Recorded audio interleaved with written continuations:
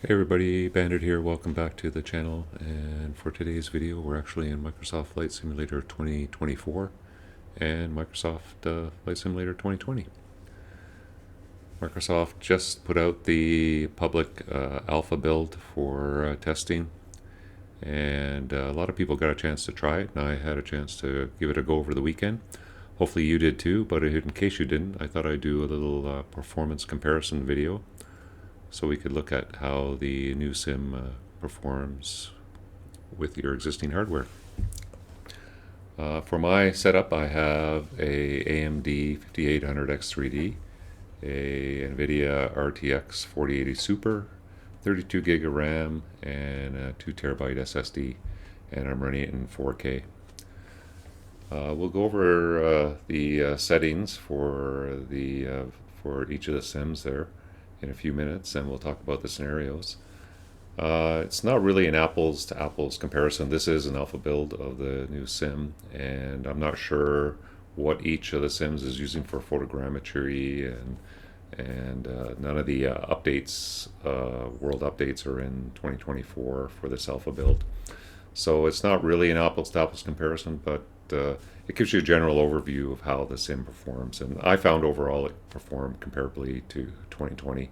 So whatever hardware you have right now should probably, if you can run 2020 fine, you should be able to run the 2024 with a similar performance. Yeah, so let's jump into the settings, and we'll talk about the different comparisons, and we'll go from there. So let's do that now.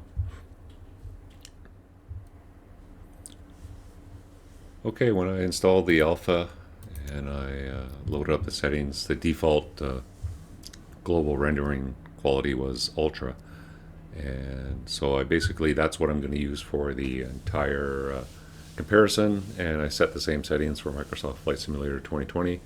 I only made one revision to the global rendering quality, but essentially I'm running full screen 4K DLSS super resolution is what was recommended, with super DLS super resolution set to auto. Frame gen I have off in both sims. VSync is off because it's set up in NVIDIA settings. The NVIDIA reflex low latency is set to on. Frame rate is whatever the monitor maximum up to the monitor refresh rate, which is 240. So I'm never gonna get that high. And yeah, global rendering quality, like I said, everything was ultra. You can look at everything. The only thing I did change was the terrain level detail. I bumped it up to 250. Was recommended at 200, and that's what I run in 2020. So I just wanted to have that the same. But I did make sure all the settings that were default here I did set them in 2020 before I ran the scenario there as well. So you can just have a look. Everything is. You can just pause the video and look at the different settings here. So that was the settings for each of the sims. And I did remove the community folder from 2020, so try to get rid of some of the excess stuff there. So all the airports we took off out of our generic airports. Ran through 5 scenarios. The first one's out of Grand Canyon. We take off out of Grand Canyon Airport, and we just do a little run down the canyon. Each segment is about 1 to 3 minutes long. The next segment is out of New Zealand, and we take off out of Nelson, New Zealand, and just start heading towards Wellington. And we'll just take a look at some of the beautiful New Zealand scenery. And the next one is out of New York City. We take off out of LaGuardia, and then we do a run down Manhattan. And for all 3 of those scenarios, I ran just generic weather with scattered or broken or a few clouds, and the same ceilings and light winds. And so all the settings in the sim are the same for each of the scenarios. So I run them side by side. I use MSI Afterburner to show the performance characteristics of each of the sims. For the first 3 runs, I just included all the cores for their usage, and it has the GPU and CPU temperature, as well as GPU usage and the frame rate. So I just run those side by side, and yeah, you can take a look at how those run. For the 4th scenario, we did a night trip takeoff out of Edinburgh, Scotland, and we just did a quick run over the city of Edinburgh. And that again is just using generic scattered clouds and light winds and the same settings. And for that, I removed all the core values for the comparison. I just ran the main CPU comparison. And then for the final run, we did use live weather, and it was out of Juneau, Alaska. We just take off out of Juneau northbound, and we just do a takeoff and fly for about 3 minutes north, and a little bit of snow there, and using real world weather. And I did the two comparisons about 15 minutes apart, so it's not too far apart in time of day. So they look pretty similar. And overall, I'd say the performance was pretty similar between the two sims. So if whatever hardware you're running now should work pretty good for Microsoft Flight Simulator 2020, I hope, or 2024. So without further ado, I'm not going to do any commentary during the comparison. You can just sit back, relax, and enjoy it. If you're new to the channel, thanks for joining me. Take time to hit the subscribe button, sign up for notifications. You'll see videos like that when I put them out in the future. So without further ado, yeah, enjoy the comparison, and I'll talk to you when it's over. Thanks.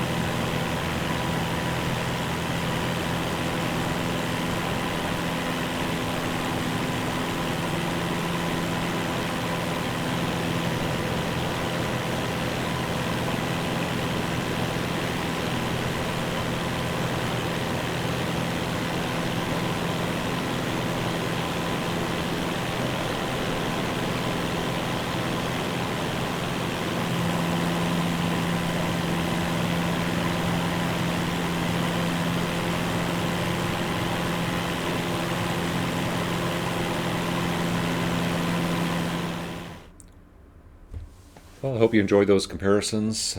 Like I said, it's not an apples to apples comparison because this is by far not the final release of Microsoft Flight Sim 2024, but it'll give you a general idea of how the overall architecture of the sim performs compared to Microsoft 2020. Anyway, if you like the video, take time, smash that like button, share, subscribe, sign up for notifications, and yeah, we'll see you next time on the Bandit Flight Simmer channel. Bandit out.